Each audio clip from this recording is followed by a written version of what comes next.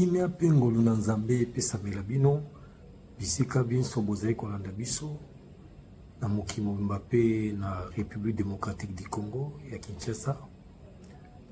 Lelo nzambe na ngolu na ye apesi biso nzela lisusu tosolola na bino likolo ya thème moko babengi le géant Goliath to na lingala engambe Goliath. Tokosala maso mpona koteya na lingala oyo ko permettre bandeko na biso ya province nyonso ya Congo ba sosolo yango malamu kolandisa kolela na bino esika ete totangisa lingala ya makasi makasi. Alors na bandeko bazali na mboka mipaya na bazali na bapays ya zinga balobaka pe bayoka lingala bayoka biso penza malamu na bongo takotika na kosenga na bino to banda na losambo ona kotika liloba na biso na maboko na Nzambe. Kolo topesi yo merci ndenge opesi nzela ete lelo tosolola pe tokabola liloba na yo likolo ya engambe Goliath. Tosengi molimo na ekamba biso na ebandeki no suka pe nyonso ya moyini satana eza mosika na biso na kombo na Yesu tobonde bongo amen. Liloba na biso moko na lelo tokotanga yango na 1 Samuel chapitre 17 tokobanda na eteni ya yambokino eteni ya tuku mitano. Samuel ya yambo mokapo ya zomi na sambo eteni ya liboso kino eteni ya tuku mitano. 1 Samuel chapitre 17 verset 1 jusqu'au 50e verset. Na bongo loko ezali tangi moko molai ndeko na kosenga na yo olandanga na bokebi po ezali lisolo oyo eyebani na bato nyonso ata bapagano. Na bongo ngai na nsima na ko expliquer to na kolimbola makomi oyo tokotanga. Ezali lisolo ya engambe Goliath pe ndeko David. David azalaki koboka bibwele ya papa na ye na zamba. Kasi bandeko na ye misato ya mibali bayana bazalaki na esika ya bitumba kuna na mokonzi Saulo. Papa ya David Isaïe atiti David akelotiki ya bandeko na ye biloko bayane bazalaki na champ de bataille. Amemi bango biloko me akutaki likambo moko kuna. Akuti mwa agitation mwa nungu iki mwa somo na kati na bato. Atuni bato likambo ne eza koleka. Ye moko na matoyi na ye amoni ndenge engambe moko Goliath abimi. Azaki na lipinga ya bafilistin ou bazaki na bitumba contre bana ya Israël. Ya lobaki engambe wana leki liboso David ye moko na matoyi na yoki Goliath azoloba mesika ete biso to bunda lipinga o na lipinga o ubimisa nde moto moko abunda na ngai soki alongi ngai biso tokoyi baumbu na bino soki mpe ngai nalongi ye bino bokoyi baumbu na biso. Ndenge abandaki koloba na lofundo nyonso esaki David pasi na motema oyo nani moto akatami ngenga te ene circoncis atelema finga lipinga ya Nzambe na bomoi. Atuni bato me siko soki moto abomi ye alongi ye bakosala roi alobi akosala nini non bayebisi ete soki obomi ye bakokomisa roi alobi akokomisa yo riche mozwi monene libota na mpe akolonga yango na pasi akozwa mpe mwana ya mwasi akopesa yo. Eza bo ok ntango azotuna mituna na ya na ye ya liboso mpo nini yo nayebi yo na lolendo na mayeno mabe ozoya olingi osala nini ozotuna mpo ani nasali mabe ayebisi ya na ete amilongoli bisika wana ntango azotuna mituna likambo wana ekomi tie pa mokonzi Saulo atindi babenga ye bakomi atuni yo oza mwana moke okobunda na engambe oyo ya banda bitumba utabo mwana abi te na kobunda na ye mpe na kolonga ye eba ete ngai oyo ntango na kobokola bwele ya papa na ngai soki ours nyama ya ours ya ye to nkosi lion aye mpo akanga nyama moko akee na ye na kolanda ye na botoli nyama wana na bomi kosi na bomi ours wana Nzambe oyo abata ye ngai na bapate na makolo bagriffe ya baours mpe na gueule to na monoko manzaka to monoko ya kosi to ya bakosi akobatela ngai mpe na kolonga engambe Goliath. Eza apesi bibundeli bilateli ya basoda tout ça bilamba basoda David habité osimba te akei na mai oyo ezali kotiola azwi mabanga aye na mabanga wana Bible lobi isali pendant 40 jours Goliath azobima abimi titu tongo tipo kwa moto munana soka abimi bana Israël bazongi sima somo bakoni ko ba omoni ngambe omoni mais 40e jour tango abimi kaka bo David abimi boso na yo mona mutio Goliath azotiola oyena liboso na ngana mo baton lingenda moko omoni obuna na mbwa na kuboma lelo David habite lelo nde nzamba kotipesa wana maboko na ngai na kokata mutu na yo pe bibembe ya bino ba Philistin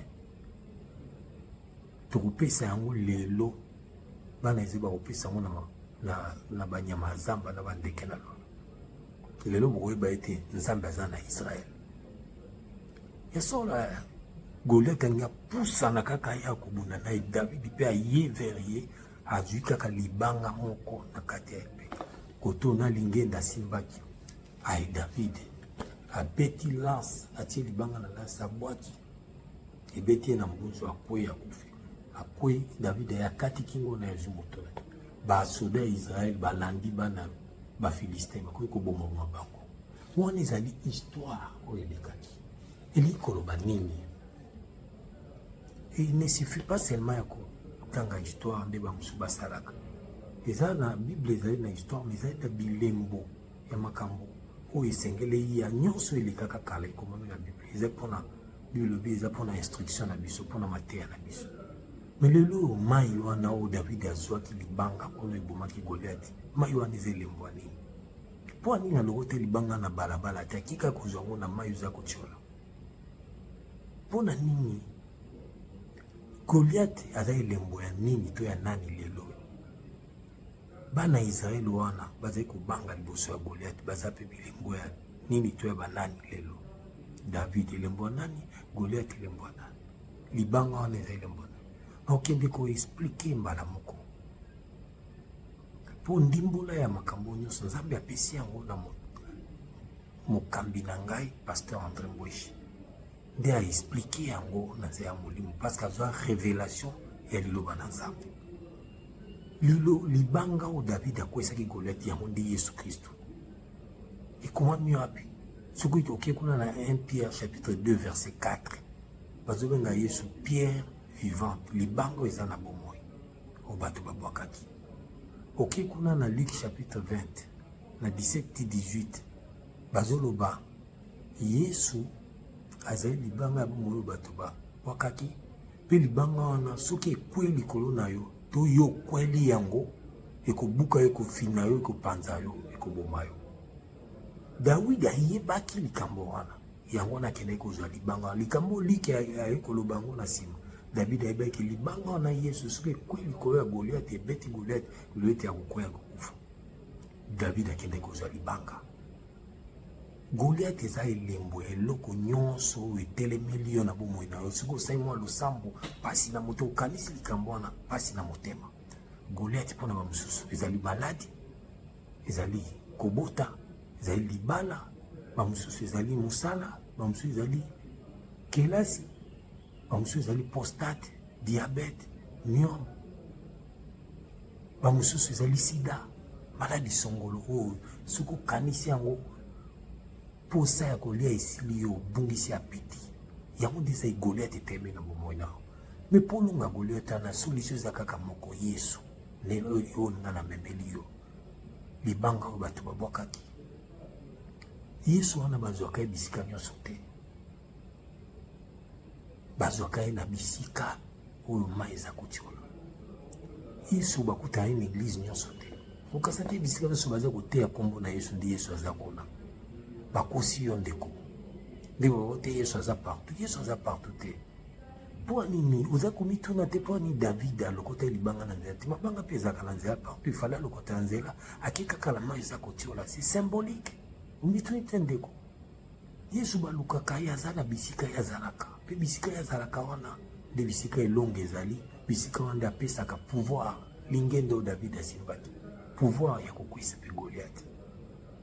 Mituna ti lelo likambo no eza komela likambo wana etelemi lokwa Goliath eza koleka te chaque année le 31 décembre nyonso bonne année pasteur na bino azo sakola kanisa makambo yebisaka bambula boni ya ebisho année eza bénédiction année na moni percée année na moni ascension naza komona ba voyage année naza komona ba réussite mabala est-ce que kokisama koleta kwa na bomona mitala est-ce que okutai na Yesu ya solo est-ce que libanga wana eza olokotaki na balabala te est-ce que tu libanga na esika ma eza kochola bisika Yesu eza bisika vraie parole eza o bazo te parole ezo transformer vie ya bato oluki kuna okutai na ekona to okutai na Yesu na balabala te kona ngai sosola kusama kaona son te poza pasteur aza muto tribune na bino pour ba pesa poste en église ou comme fanatique ya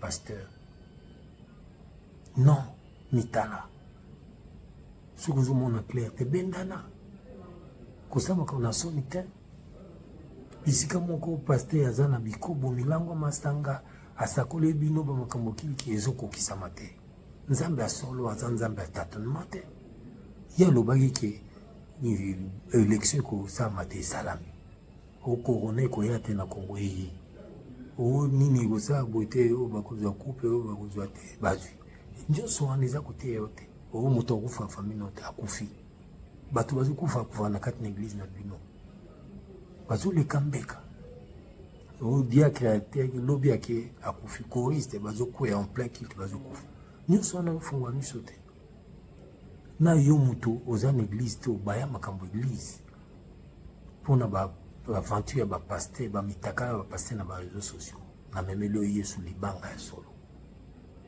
yaka komeka mpe Yesu ya biso parce que ye moko apermettre na acte des apôtres bato baluka ye en tâtonnant na kotatone soki oza nano convaincu te oza kobelela nzambe ata liso bisika ozali eske eza libanga ya solo to eza bisika moko bato basali yango bamonte église wana mpo baintérêt na bango basentiment na bango biso tozali assemblée jésus-christ dans le monde AJCM adresse eza kobima na programme ya culte ezali wana soki oza na besoin koyepa na biso mpo okutana basali na nzambe nyonso eza ofeli bamiziki nzambe apesa biso oyo tozali koyemba na pasteur na biso André Mboshi Molendo nyonso eza ofeli kokutana basali na nzambe makambo futa mbongo ya baprofete bona boye eza te oseme bona bopozwa non eza te nyonso eza ofeli nzambe abatela bino na mabota na bino soki ekolo asungi tokutani mbala ya nsima merci.